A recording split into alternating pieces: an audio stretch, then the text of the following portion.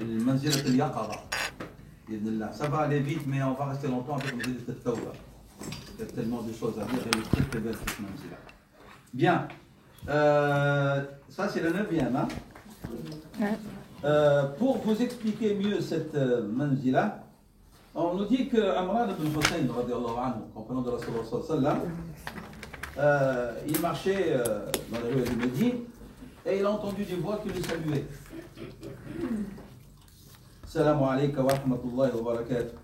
Salam alayka wa rahmatullahi wa barakatuh. Lorsque cela est devenu trop, كثر عليه ذلك. Il est allé voir le prophète sallallahu alayhi wa sallam et il a dit ya Rasulallah, inni asma'u aswatan tusallimu alayya.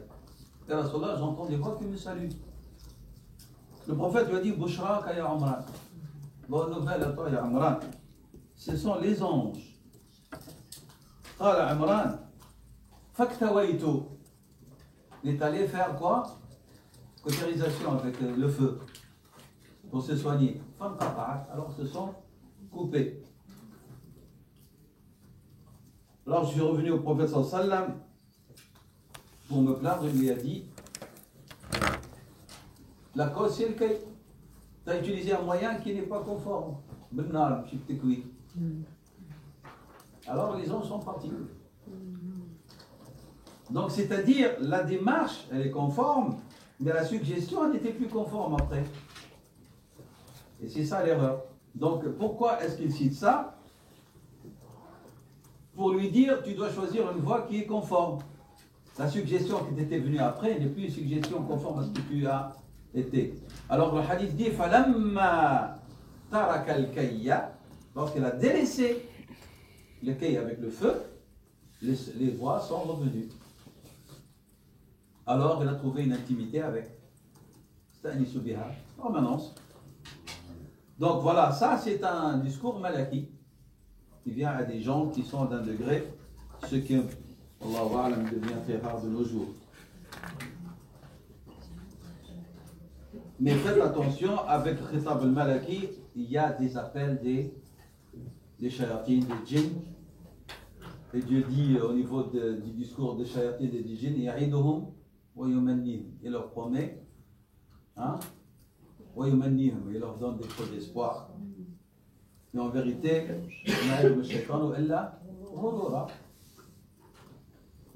parle avec toi. Il peut parler avec l'individu. Il lui suggère des choses. Fais ceci, fais cela. Mais toujours faites attention, en plus de tout cela, il y a ce qu'on appelle khitab al-nafs. Parce que vous parlez vous-même. Il ne faut pas le confondre avec tout cela. Vous êtes en train de vous parler vous. Ça existe aussi. Donc ne pas le confondre avec le khitab al-malaki. 10. Les visions. Al-ru'ya as-sadiqa.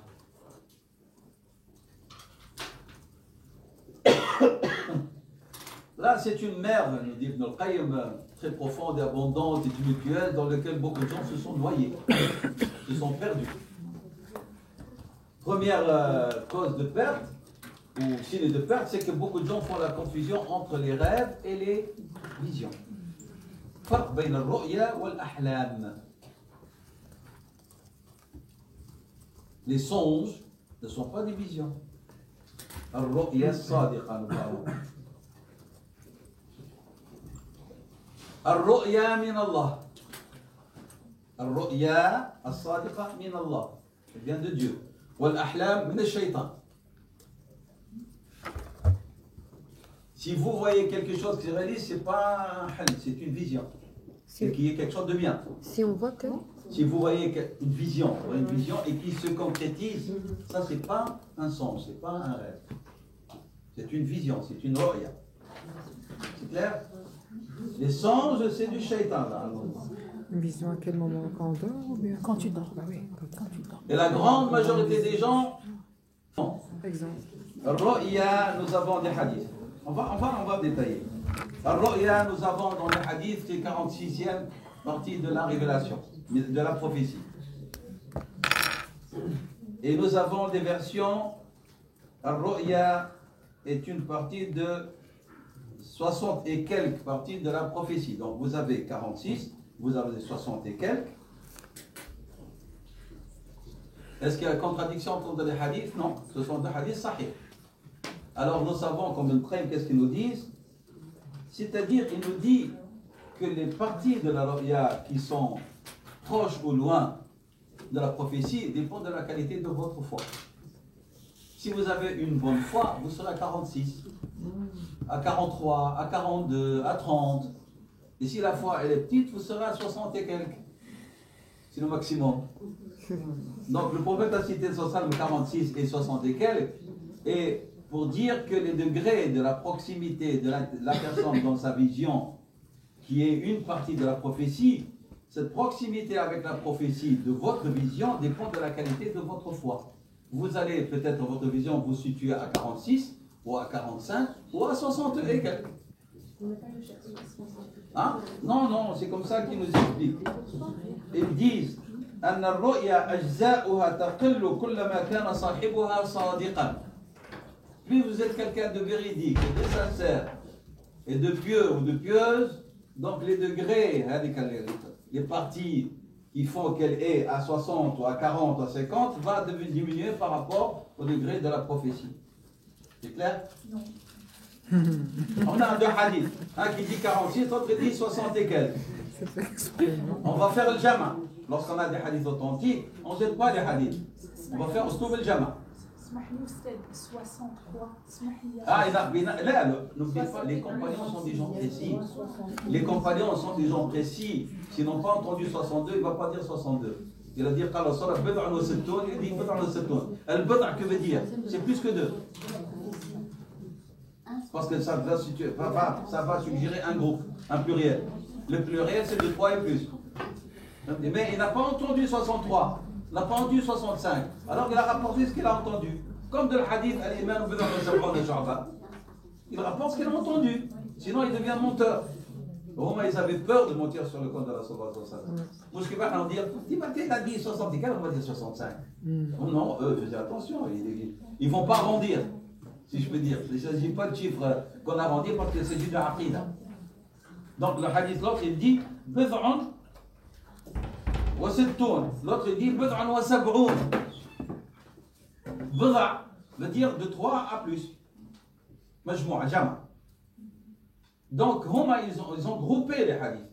Parce que lorsque vous avez des hadiths authentiques, vous ne pouvez pas jeter et choisir un sur le compte de l'autre. Sauf s'il y a une qarina, un indice qui vous permet de dire c'est ce hadith-là qui va prendre le dessus sur l'autre.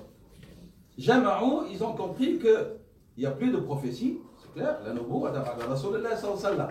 Mais puisqu'il a dit que la vision est véridique, et il a donné des chiffres différents dans le fait qu'elle fait partie, est-ce qu'elle est la 46e, la 70 et quelques, la 60 et quelques de la prophétie, ils ont dit, eh bien ça suggère, ce que nous avons compris, que c'est par rapport au degré de votre foi que votre vision soit proche ou lointaine de la prophétie, c'est-à-dire de sa qualité de concrétisation dans la réalité. C'est clair?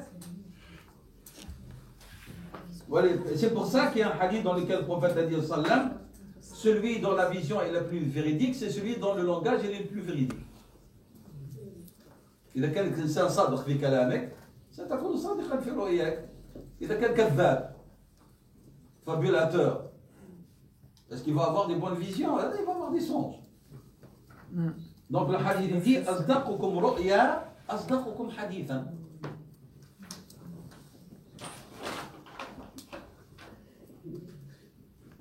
C'est clair ça, s'il vous plaît? Ouais. Et comment on peut savoir ça? Non. Comment on peut changer?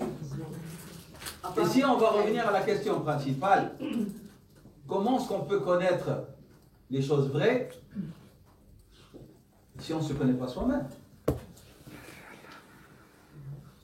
C'est pour ça que la préoccupation majeure que nous devons avoir, c'est de connaître notre nefs. Et celui qui connaît son nefs connaît mieux son Seigneur. C'est pas un hadith sahih.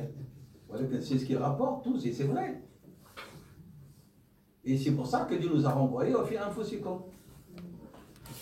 Trouve nefsek. Dans tous ses états, dans ses émois, dans sa constitution. A'raf nefsek. Et tu sauras à ce moment-là ce que tu vois est un songe ou est une vision. هذه معرفة النفس. احنا نفسنا لا نعرفها كما يجب. Il faut dire les choses comme elles sont. On connaît des choses et d'autres choses nous échappent parce que nous n'avons pas fait le travail nécessaire pour nous connaître nous-mêmes. Non. Pour la question de Najat, est-ce que le fait que la vision se réalise automatiquement, c'est une vision, c'est ruqya? Si, attention, si elle se réalise et qu'il n'y a pas de mal, n'en résulte pas de mal pour les autres. Parce qu'il faut que ce soit une information qui vient de la part de Dieu. Et هو إعلام. هو إعلام. ولكن quelque chose soit clair. راهو الرؤية ولا الحلم ne peuvent pas être source de loi. Source de loi, c'est le Coran et la Sunna. Parce que sinon, on tombe dans ce qu'on appelle la lecture ishariya, ésotérique, où on croit que je rêve et je dis voilà, j'ai rêvé, donc on applique. Donc, je rêve. Oui. S'ils utilisent Supernom, ils sont en train d'utiliser de la magie. Donc, notre Qayyim le dit ici, وَالرُّؤْيَا كَالْكَشْفِ, comme le dévoilement. منها رحماني, il y a des visions de la part du Seigneur, subhanahu wa ta'ala. ومنها نفساني, il y a des visions parce que vous pensez tellement à la chose que vous dormez, vous vrillez avec ça. Et vous venez dire, ana shuftu ru'ya, c'est nafs qui veut ça. Il y a une personne à qui on avait demandé de faire l'istikhara. J'étais témoin. Mais il voulait tellement faire ça. Il est entré, il a fait l'istikhara et lui, il a dit, Dieu m'a dit de faire. Il n'a pas entendu, parce qu'il voulait. Alors il a attribué son désir à l'istikhara, à la consultation. Donc, هناك رؤيا كالكشف رحماني وهناك رؤيا نفساني وهناك رؤيا من الشيطان. هي celle qu'on a appelée الأحلام. Et ici Ibn al-Qayyim un hadith, mais il ne nous donne pas sa référence. الرؤيا ثلاثة, trois sortes, رؤيا من الله ورؤيا تخزين من الشيطان. الشيطان لعنه الله qui est en train d'emmagasiner en boucle des désirs, etc. ورؤيا مما يحدث به الرجل نفسه في اليقظة. C'est-à-dire dans votre éveil, vous parlez de certaines choses, j'aimerais bien faire ça, je voudrais réaliser ça, etc. Et en dormant, vous ne pensez qu'à ça et ça vous vient et vous dites, j'ai fait une vision. Alors c'est pas une vision. Voilà, c'est votre désir qui revient. Subconscient. Alors il dit Rasul sallam, fayarahu fil manam, et le voit, et il regardait le hadith, il a dit, il n'a pas dit fayarahu fil ru'ya, il a dit, il va le voir en son. Fil manam. Ce que vous désirez ardemment, vous allez voir en rêve. C'est pour ça que lorsqu'on parle parfois à des frères et des sœurs de la consultation, on insiste sur leur dit, faites attention, lorsque vous faites la consultation, de ne pas la faire soumettre à votre désir. Lorsque vous faites la consultation, vous devez la faire d'une manière dégagée et réellement en vous confiant à Allah subhanahu wa ta'ala en toute sincérité.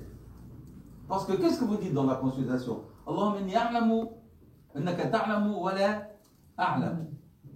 Déjà, vous lui dites, moi j'ai fait ce que je peux, mais là, Seigneur, toi tu sais, moi je ne sais pas. Et toi, tu es celui qui connaît le royaume. Si d'un côté vous dites à Dieu, Seigneur, vous savez, tu sais, moi je ne sais pas, et après vous dites, ah non, moi je sais, je dois faire ça. Vous êtes encore peut-être contradiction. Quoi ça sert votre consultation? C'est clair? Donc, vous devez vraiment... C'est un travail difficile, il faut le faire.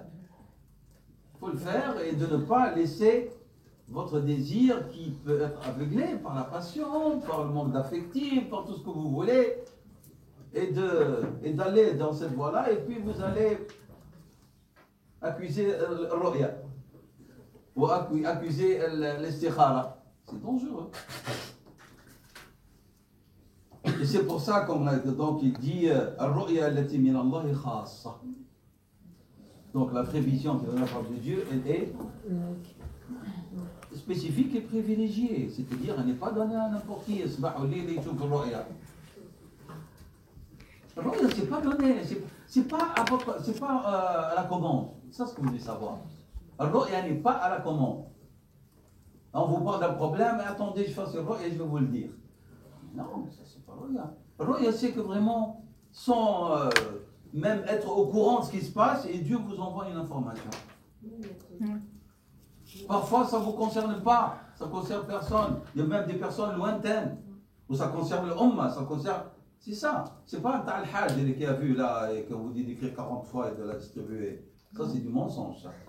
La fameuse lettre là. Le Hajj Flan a dormi dans le Rawda, et il a vu le prophète qui a dit la Ummah va subir ceci, ceci, ceci. Écrivez-la 40 fois et répartissez. Ah, et distribuez-la. Il y a des gens qui ne l'ont pas fait, ils ont été, entre guillemets, décapités, et ceux qui l'ont fait, ils ont trouvé de l'argent.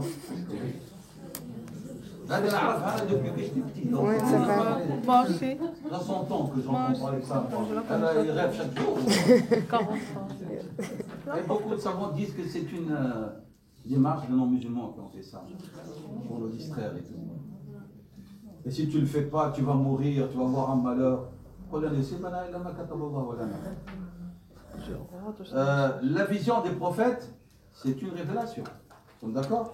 Parce qu'ils sont préservés de l'influence du shaitan, et c'est une question d'unanimité entre les savants de l'islam.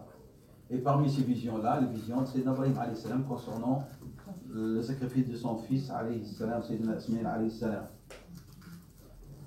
Les autres visions, les autres individus, quelle que soit leur valeur spirituelle, on doit les soumettre au Coran. Si ce sont des visions qui vont en conformité avec notre religion, on les accepte. Mais si des visions qui suggèrent des choses qui sont non conformes à notre aqidah, à notre religion, à notre éthique, ça, ce ne sont pas des visions, c'est du shaitan. C'est clair? Donc, je répète, si cette vision n'est pas conforme à notre texte, à notre foi, à notre éthique, au commandement de Dieu et de son prophète sallam, on ne les accepte pas. Que les choses soient claires. Ce que nous devons garder. Le rêve, il peut ne pas se réaliser.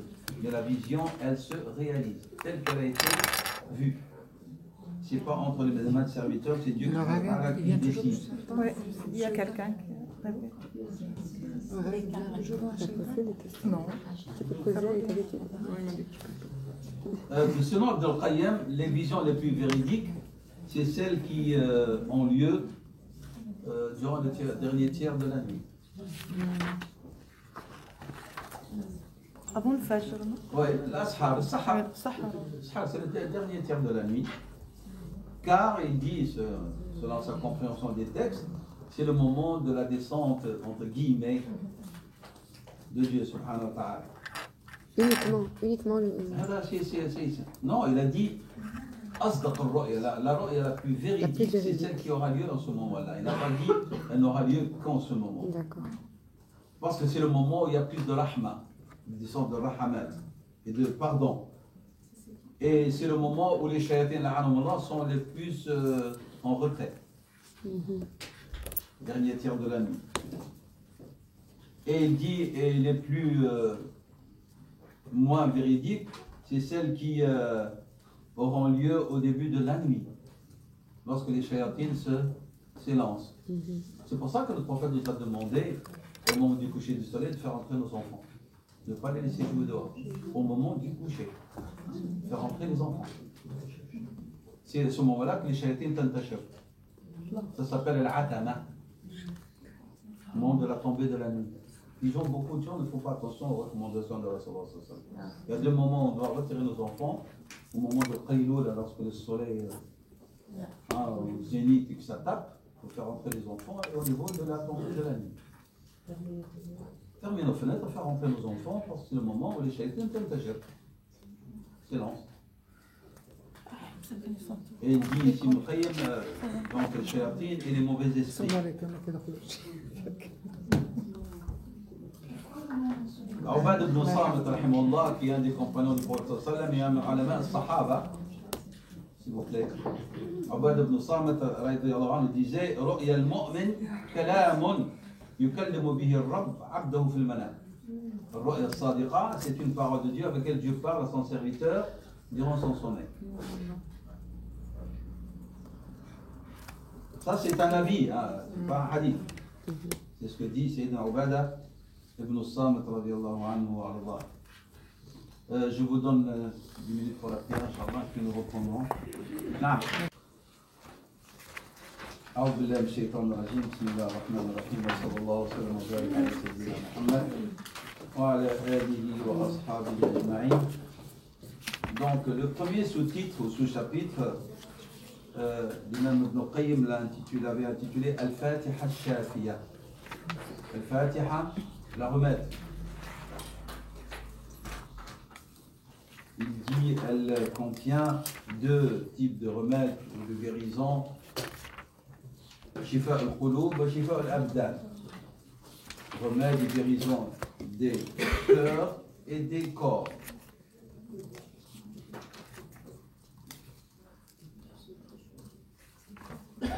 Et il dit que concernant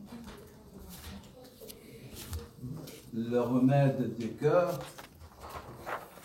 s'il y a une sourate qui contient des moyens très utiles pour cette guérison, c'est la sourate al-Fatiha.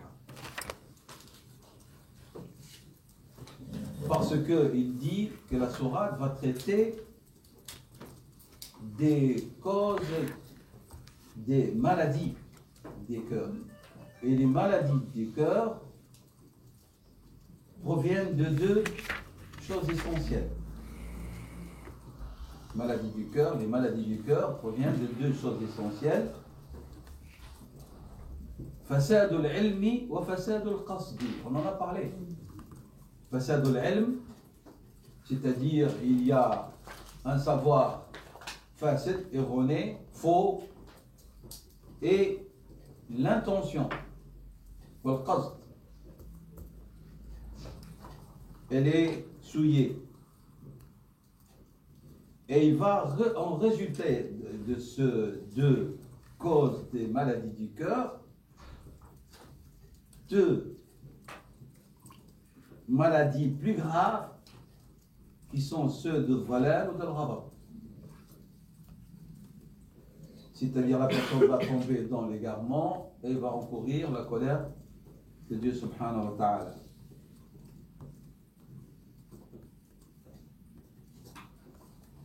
L'égarement est dû à la science fausse et erronée, et la colère est due à la mauvaise intention et au mauvais qasd.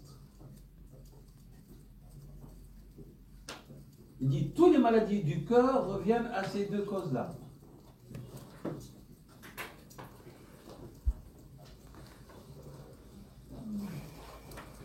Et lorsque la personne est guidée vers Sirat al-Mustaqim,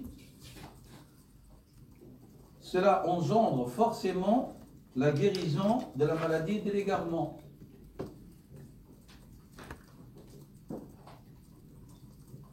D'où le fait de demander, de redemander à Allah subhanahu wa ta'ala sans cesse al-hidayah. Il dit ici, c'est le dua le plus prescrit pour le serviteur.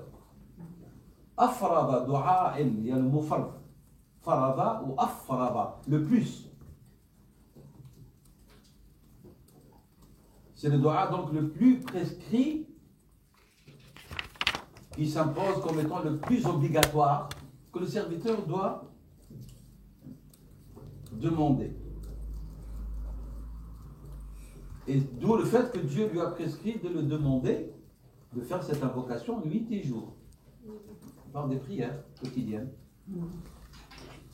Salat al-Subh, Salat al-Dhuhr, Salat al-Asr, Salat al-Maghrib, al-Isha, Qiyam al-Layl, Ahdina as-Sirat al-Mustaqim, Ahdina as-Sirat al-Mustaqim. Parce que le serviteur en a besoin, très nécessairement.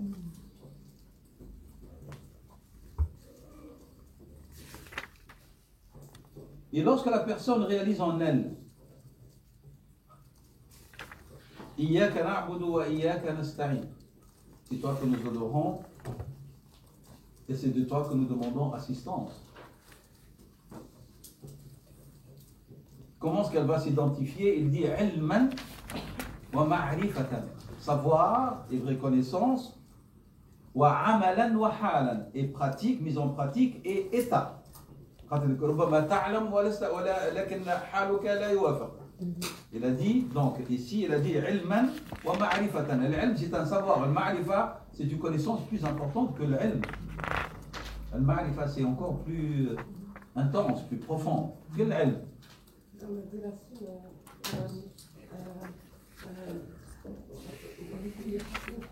Non, exactement. Et puis là, il a dit wa amalan wa halan. العمل. Il y a des gens qui يعملون ولكن حاله لا توافق عمله. Ben oui. Donc il y a pratique, mais en même temps état de la personne. Il صلي, il prie. وحاله n'est pas de celui qui prie. هذا العمل والحال يختلف. بينما الأصل en vérité العمل والحال doivent être, les deux doivent aller de pair, ils ne peuvent pas se contredire.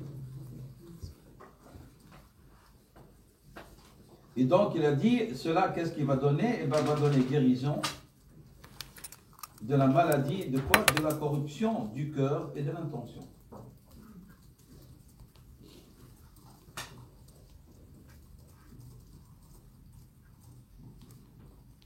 Alors lorsqu'on dit ici fasad al-qasd, dit Ibn Qayyim rahimahullah, fasad al-qasd, il dit, c'est-à-dire les finalités et les moyens. Ils ne sont pas conformes. Les finalités recherchées ne sont pas conformes. Wal-wasa'il, et les moyens utilisés ne sont pas aussi conformes.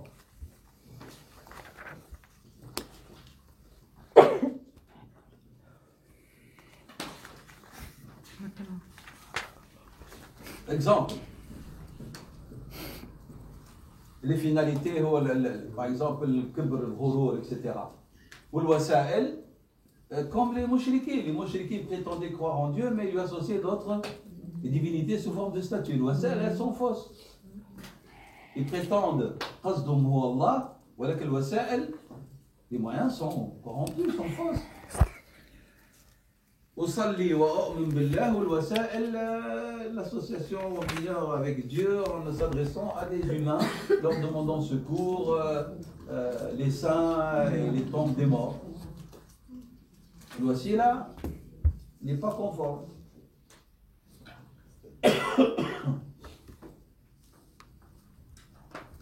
Donc, c'est-à-dire, ces gens-là, leur qasd est faux et leurs finalités et moyens sont faux aussi. Alors que al-qasd wal-ghaya wal-wasila doivent être conformes au vouloir d'Allah subhanahu wa ta'ala. C'est pour qu'il y ait vraie guérison.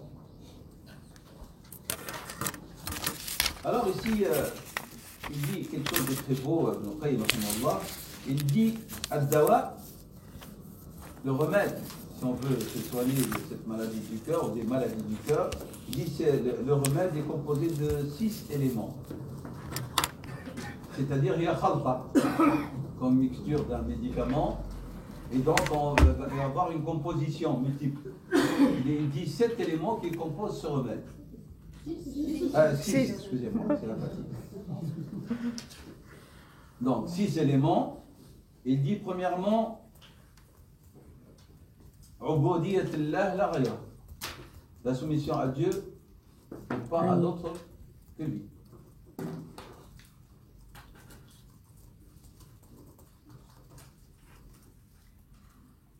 Deux, cette soumission, quel est le moyen? Amruhu wa shar'uhu. Donc le moyen, c'est son ordre et sa loi. 3, évincer la passion. Donc quoi? Dans la démarche de la servitude et dans la mise en pratique de Amruhu wa shar'uhu. Il n'y a pas de hawa.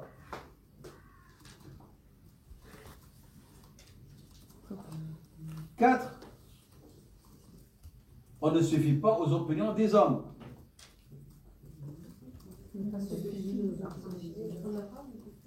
Hein? 3.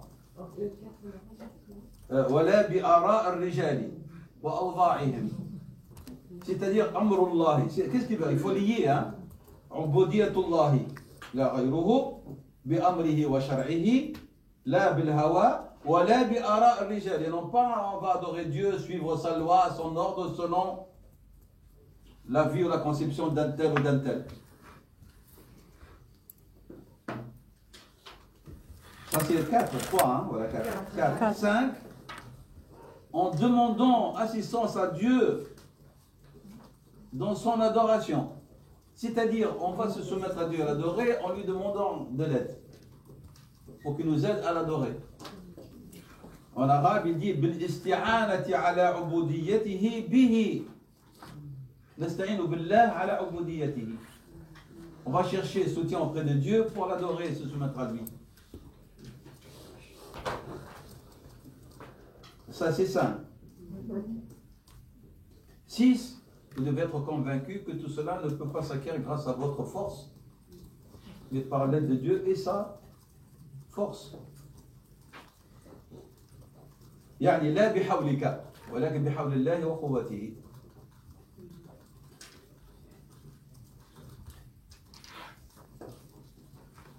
C'est-à-dire, si on résume tout cela, c'est comme s'il nous dit le remède, c'est l'iftiqar ila Allah. C'est d'exprimer son besoin de Dieu subhanahu wa ta'ala.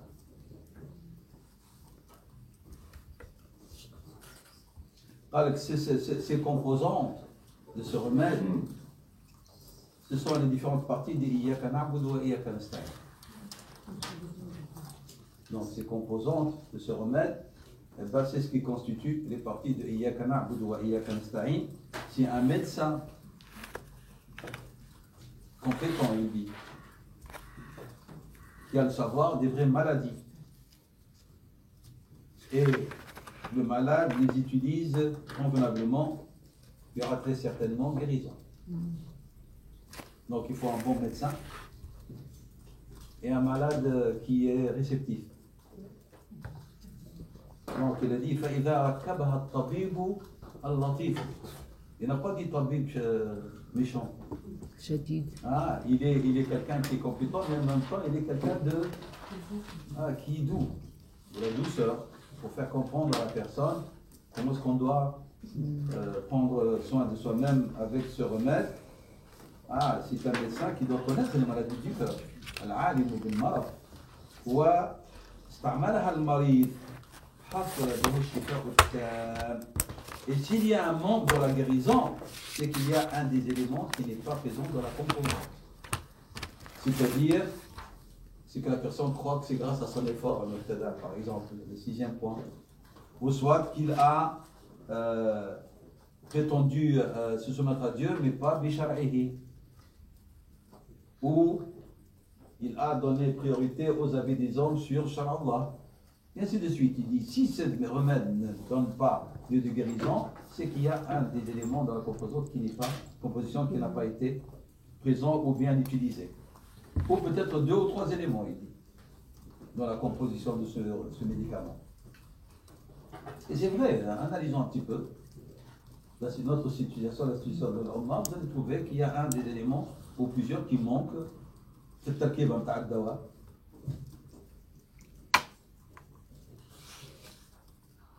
Il dit, lorsque la personne se rétablit par Iyyaka na'budu,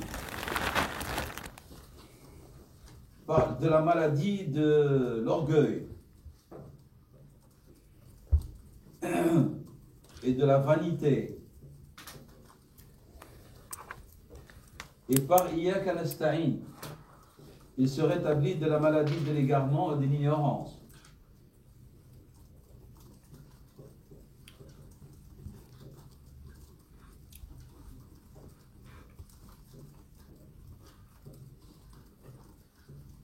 Donc, il y a l'orgueil, il y a la vantardise, il y a l'égarement et l'ignorance. Donc, il dit, il sera guéri de toutes les maladies les plus graves.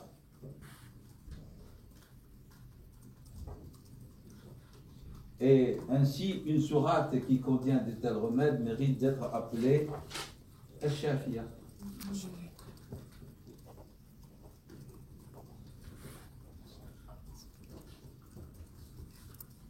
Maintenant, pour ce qui est de la guérison des corps, Ibn al-Qayyim nous cite un hadith authentique que vous connaissez, celui de la ruqya avec la Fatiha.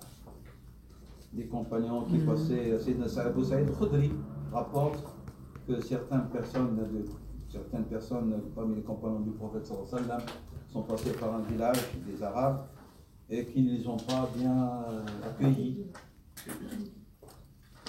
Et donc, et voilà, il vient demander secours parce qu'un de le maître ou le chef de la tribu a été piqué par une vipère.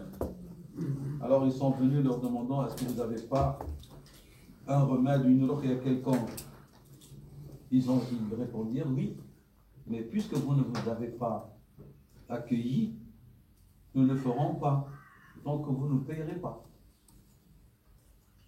Alors ils leur ont payé la ruqya contre un troupeau de brebis.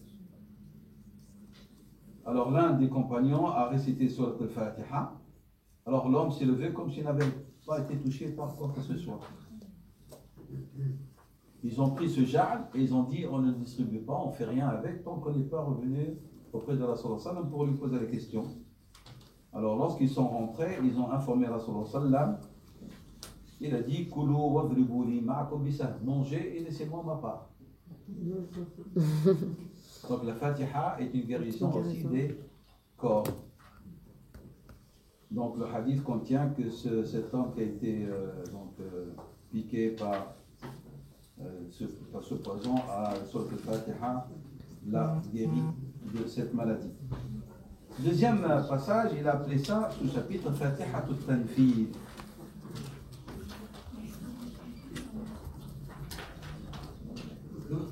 Excusez-moi, je ne sais pas Tafnid.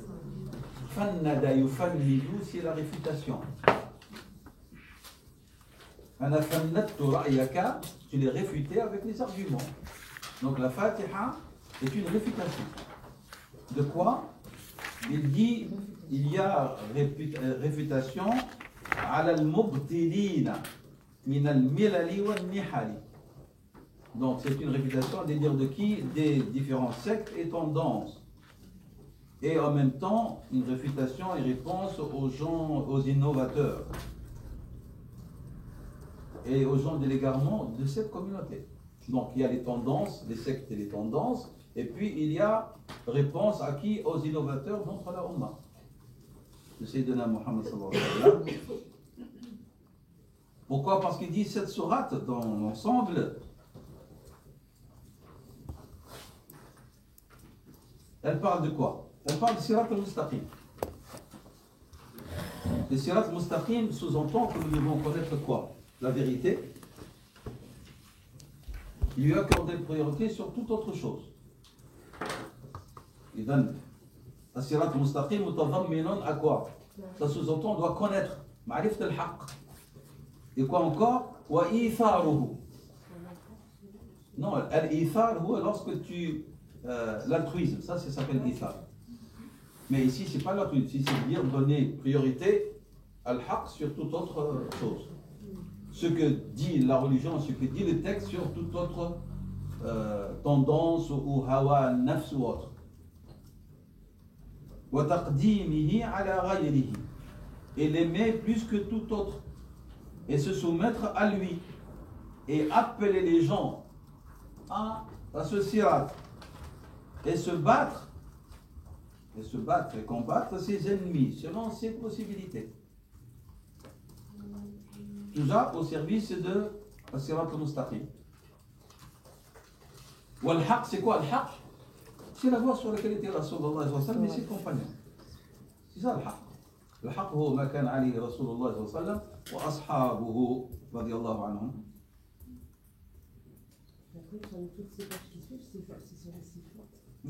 Et puis après, il va se focaliser, il va dire, parmi le haqq, c'est le fait de mettre en pratique et de savoir les attributs de Dieu, ses noms, son unicité, son ordre, de faire, de ne pas faire, ses promesses et ses avertissements, les vérités de la foi, Et tout cela, il est compris dans les manazil al-sa'irina ila Allah. Et tout cela, il est compris, toutes ces vérités-là que nous devons connaître, qu'on appelle al-haq, on le retrouve sur notre chemin, cheminement dans la voie de ceux qui cheminent vers Dieu subhanahu wa ta'ala. Et c'est ce qu'il avait dit, Duna ara al-rijal, tout à l'heure, c'est-à-dire ne pas suivre les opinions des hommes, c'est-à-dire suivre le Coran, le Sunna, suivre al-haq alladhi kana alayhi Rasulullah sallallahu alayhi wa sallam wa ashabuhu. فالحق ليس الذي احنا في الاسلام الحق بمن يعرف. Comment est-ce qu'on connaît la vérité? بالدليل بالشرع. Et non pas les hommes qui nous font connaître la vérité. الآن ولينا نعرف الحق بالرجال. Ça c'est grave. الحق لا يعرف بالرجال، الحق يعرف بالحق، بمصادر الحق، par les sources de la vérité. Coran et Sunna. De nos jours, الحق c'est ce que disent les hommes. قال الشيخ فلان قال الشيخ فلان الرجل ليس حجة على الإسلام إذا كان ما عندوش الدليل من النص من القرآن والسنة. ولذلك ابن القيم يتكلم إلى دين الحق هو الذي كان عليه رسول الله صلى الله عليه وسلم وأصحابه. ورسول الله صلى الله عليه وسلم يشتغل في quoi القرآن ليس إلى هواه. والصحابة يشتغل في quoi أكيد et le Coran et la Rasulullah. C'est pour ça, lorsqu'ils étaient interrogés, ils disent Allah wa Rasuluhu a'lam. Ils ne disent pas nahnu a'lam. Ils ne disaient pas nahnu a'lam min Allah wa Rasuluhu. Allah wa Rasuluhu a'lam, c'est la référence. Nahnu, on a des gens, et le Coran il dit, قال Allah ta'ala ولكن أنا je comprends ça.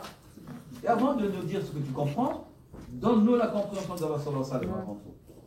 Donne-nous la compréhension des compagnons de Rasulullah sallallahu alayhi wa sallam. Puis après tu nous donnes ton avis. Si tu es parmi les gens du ilm, on ne va pas t'écouter. Mais après avoir écouté Rasul sallam et ses compagnons.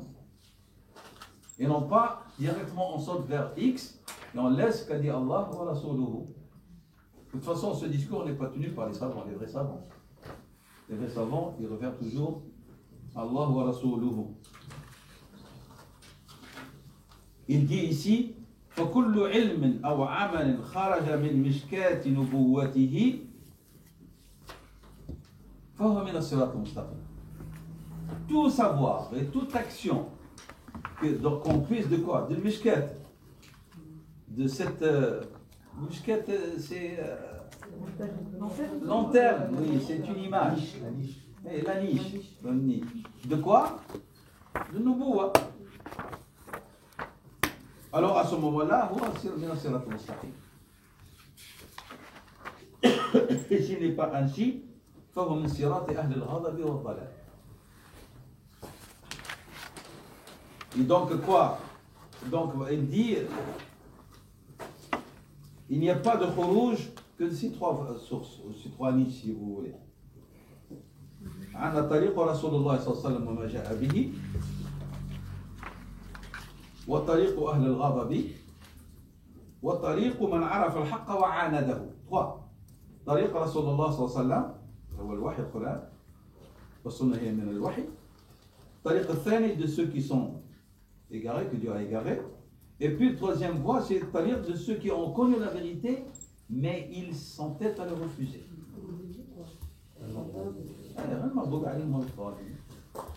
هناك من ضل عن الحق وهناك من عرف الحق وجحده. يعرف أنه حق. لا. Il n'y a pas d'autre voie que ces trois niches-là. عبد الله بن مسعود رضي الله عنه il a dit الصراط المستقيم هو القرآن. Et c'est ce qu'a dit Sayyidina Ali أيضا. Et Sayyidina Abdullah ibn Abbas et Abdullah ibn Jabir ibn Abdullah, ils ont dit الصراط المستقيم c'est l'islam. وبكر بن عبد الله المزني قاله طريق رسول الله صلى الله عليه وسلم. Donc Ibn Abbas et Jabir ibn Abdullah, ils ont dit الصراط المستقيم هو الإسلام. سيدنا عبد الله بن مسعود, سيدنا علي, ils ont dit الصراط المستقيم هو القرآن. Bakr ibn Abdullah al-Muzani a dit طريق رسول الله صلى الله عليه وسلم. Et d'autres, ils ont dit beaucoup d'autres choses. Je ne vais pas entrer dans les questions de débat théologique, حول الربوبية والصفات وغير ذلك, parce que Ibn Qayyim l'avait soulevé, c'était des débats, des sectes à son époque. pour ne pas vraiment s'enliser dans des débats théologiques, on va sortir de la thématique qui est tazkiya. Donc on va passer cela. On va passer Isbat al-Rububiyya, si vous voulez le lire, vous pouvez le parcourir.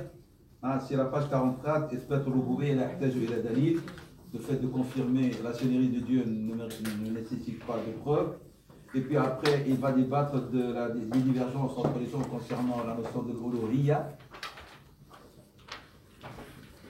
Et puis il va parler de partie de sifat al-asma dans les débats. La confirmation des prophéties, je n'ai pas envie d'entrer dans ce débat-là aujourd'hui.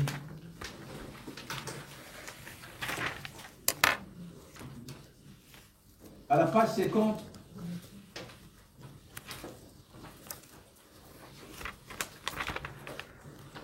il dit le secret de la création.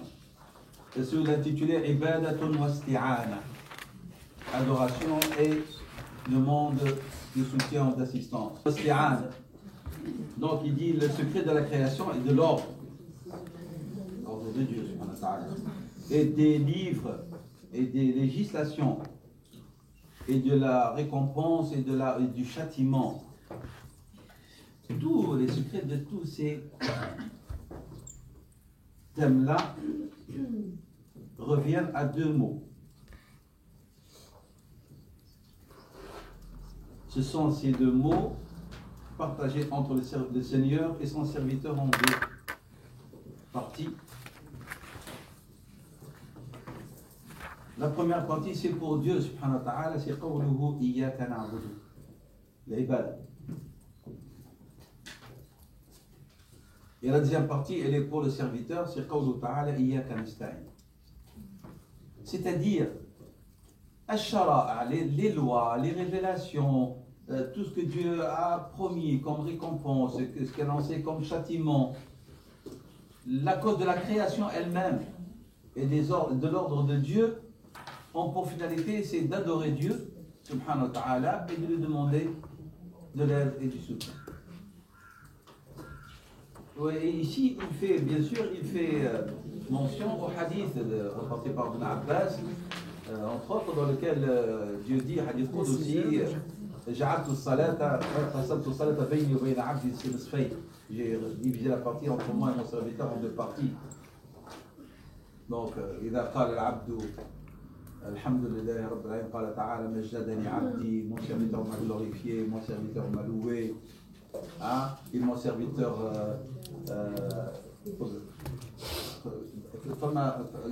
الحمد لله رب العالمين, c'est glorification. Rahman al-Rahim, Tamjid, c'est glorification.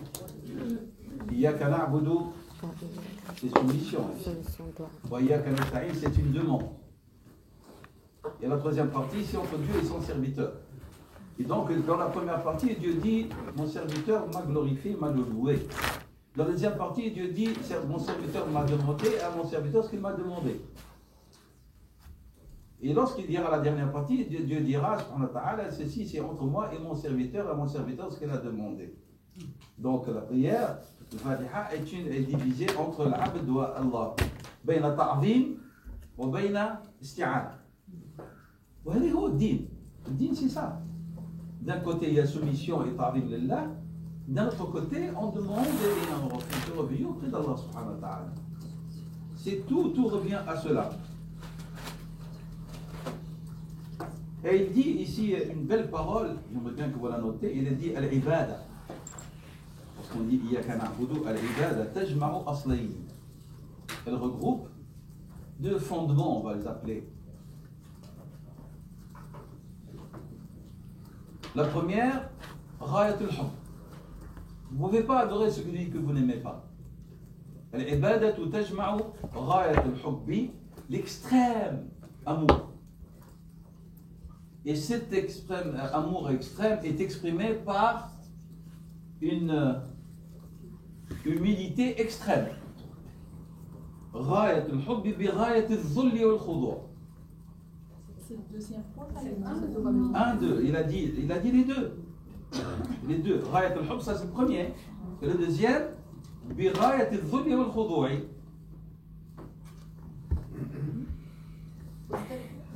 Donc, L'amour extrême, exprimé par le deuxième fondement, c'est vraiment l'humilité extrême. Avec la soumission extrême.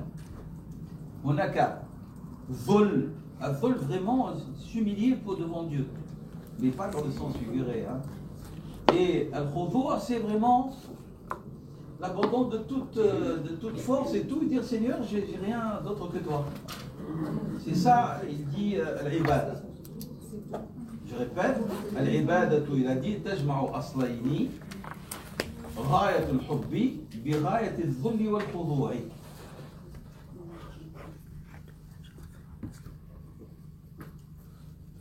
Celui que tu aimes et tu ne te soumets pas à lui, لم تكن عابدا له. Tu n'es pas un adorateur. Tu dis que tu l'aimes, mais tu ne te soumets pas à lui. Et après tu dis أنا عابد. Non, reste عابدا. العبادة تتطلب الحب والخضوع. فمن ادعى الحب بدون خضوع فليس عابد. Celui qui prétend aimer et ne se soumet pas, il n'est pas un adorateur. C'est pas un vrai adorateur. Voilà. Allahumma salli ala Sayyidina. نذكر اللهم صل على سيدنا محمد. Et des gens désobéissent à Rasulullah sallallahu alayhi wa sallam. La ilaha illallah. يخرج من الجامع. Dans le contexte où on a invoqué la ilaha illallah. La ilaha illa quoi? Illa الفلوس. Oui, الحرام يدخل مع الحلال. الغش، الربا، الرشوة، الخديعة. هذا ليس إله مع الله. إله مع الله. إذن غاية الحب, l'amour extrême nécessite la vraie soumission, la vraie humilité pour Allah subhanahu wa ta'ala. الحب يتطلب الخضوع. فإذا اجتمع, lorsque الحب والخضوع يجتمعان, نتحدث عن العبادة. On parle d'adoration à ce moment-là, de vraie adoration.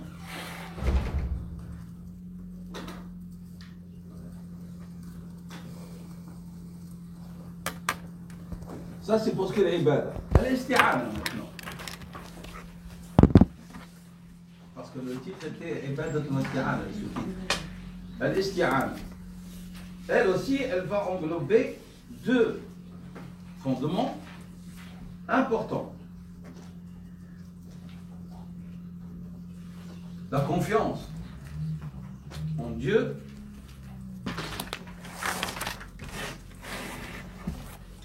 et ne chercher d'appui que près de lui.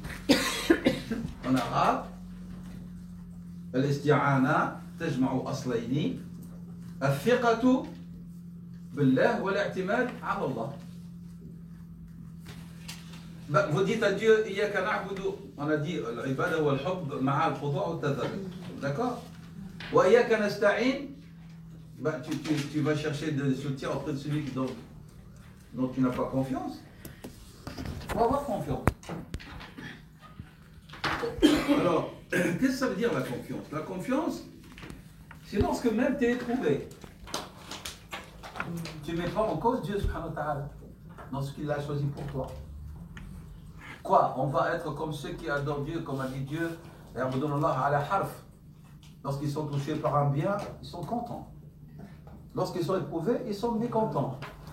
C'est quoi cette religion? C'est quoi cet islam? ليست عبادة وليست استعانة.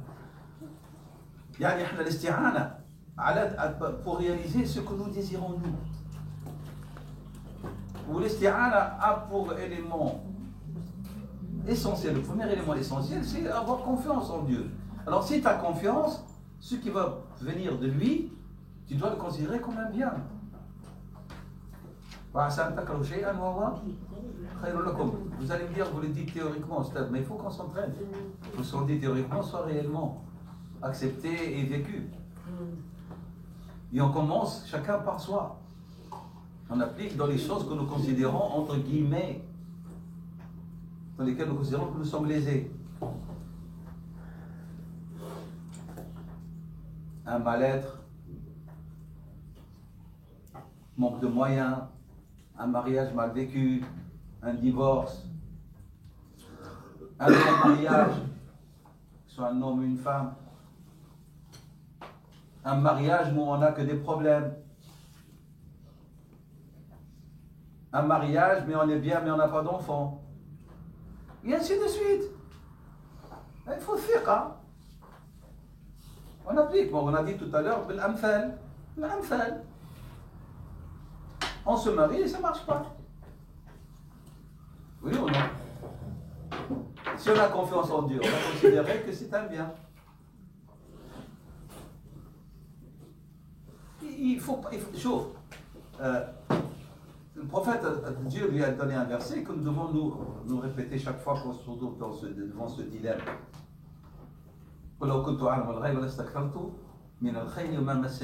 Si je savais ce qui est caché, j'aurais demandé plus de bien et j'aurais jamais été affecté par un mal quelconque. Non. Donc,